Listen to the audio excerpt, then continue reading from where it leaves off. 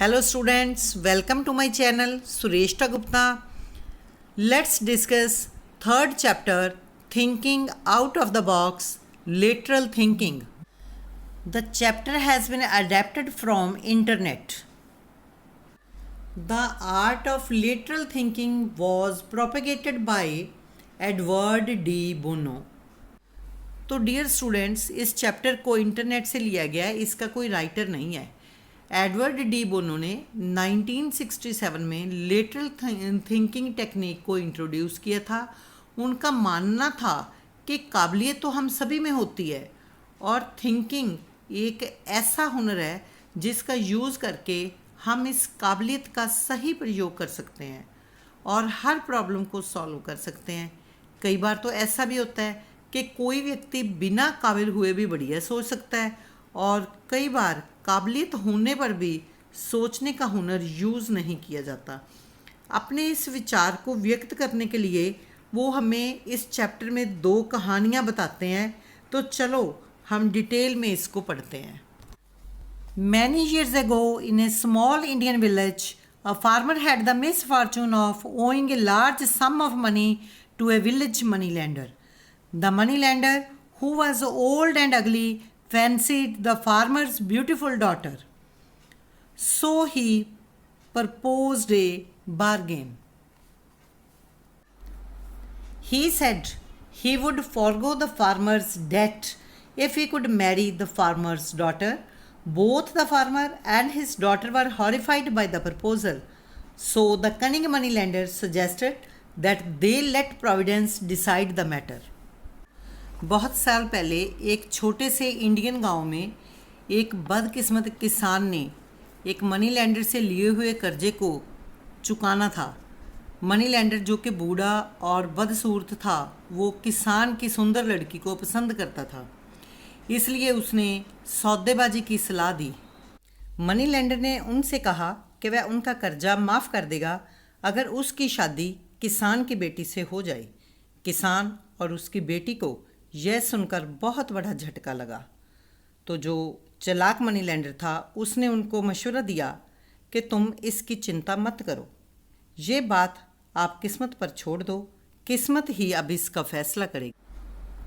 He told them that he would put a black pebble and a white pebble into an empty money bag. Then the girl would have to pick one pebble from the bag. If she picked the black pebble, she would become his wife and her father's debt would be written off.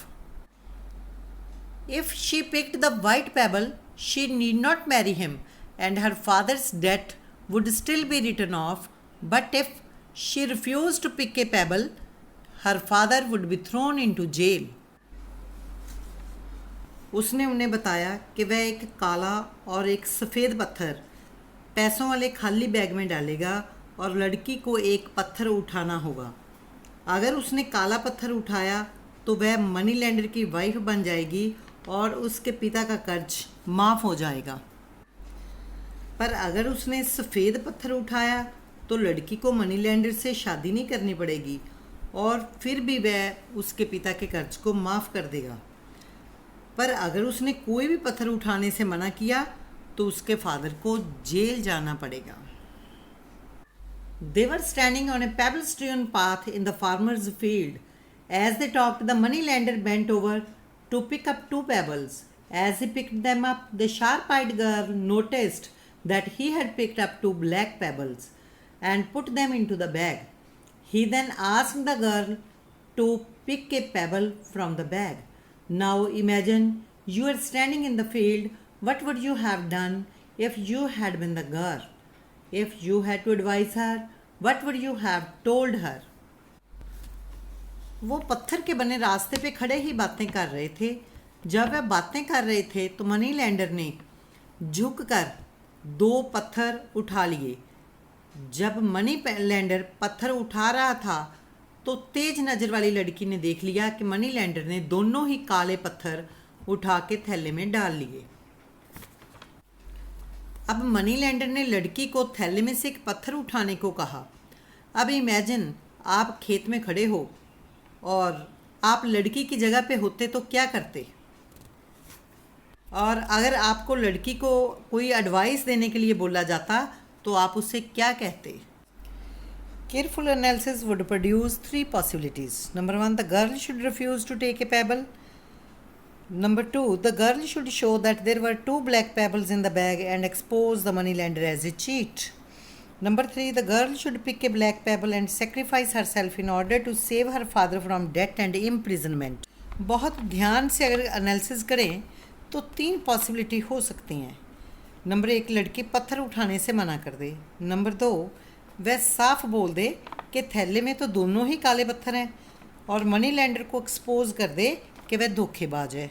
या फिर तीसरी situation क्या हो सकती है कि वह काले पत्थर को उठाए और अपना बलिदान दे दे ताकि अपने फादर को जेल जाने से और कर्जे से बचा सके. Take a moment to ponder over the story. The above story is used with the hope that it will make us appreciate the difference between literal and logical thinking. The girl's dilemma can't be solved with traditional logical thinking. Think of the consequences if she chooses the above logical answers. This is what the girl actually did. Story पर एक पल विचार करें. Logical thinking और lateral thinking में difference बताने के लिए ही इस स्टोरी को यूज़ किया गया है. लड़की की दुविधा को परंपरागत ढंग से लॉजिकल थिंकिंग से सॉल्व नहीं किया जा सकता. सोचो क्या रिजल्ट होता अगर वो लॉजिकल आंसर ही देती, कुछ डिफरेंट ना सोचती. देखो उसने क्या किया. The girl put her hand into the money bag and Drew out A payable. Without looking at it she fumbled and let it fall onto the pebble-strewn path, where it immediately became lost among all the other pebbles. "Oh, how clumsy of me," she said. "But never mind. If you look into the bag for the one that's left, you'll be able to tell which pebble I picked." तो लड़की ने अपना हाथ थैले में डाला, एक पत्थर निकाला. उसने उस पत्थर को देखा नहीं और उस पत्थर को वहीं पत्थर के बने हुए रास्ते पर ही फेंक दिया और वो पत्थर पहले वाले जो रास्ते में पत्थर पड़े थे उन्हीं में मिल गया.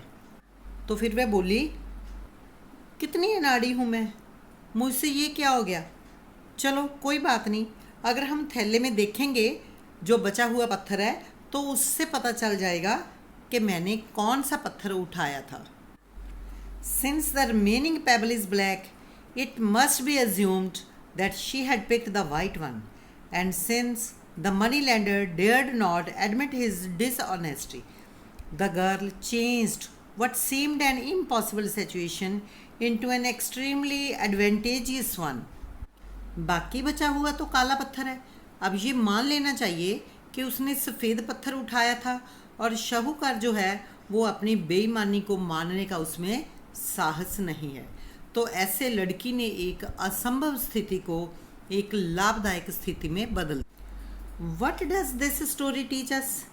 Is it that the most complex problems do have a solution? It's only that we don't attempt to think in that direction. It teaches us to think out of the box or think laterally.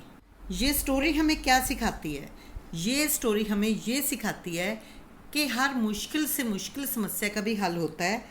बात तो सिर्फ इतनी होती है कि हम उस direction में सोचते नहीं हैं. हमें कुछ अलग से, कुछ हट के सोचना चाहिए, डिफरेंटली सोचना चाहिए, तो हर समस्या का हल हमें मिलेगा. So dear students, we will complete this chapter in next video. Thank you. Have a nice day. If you like my video, please like, share and comment in the section below. Also, don't forget to subscribe and press the bell icon to receive the notifications. Thank you. Have a nice day.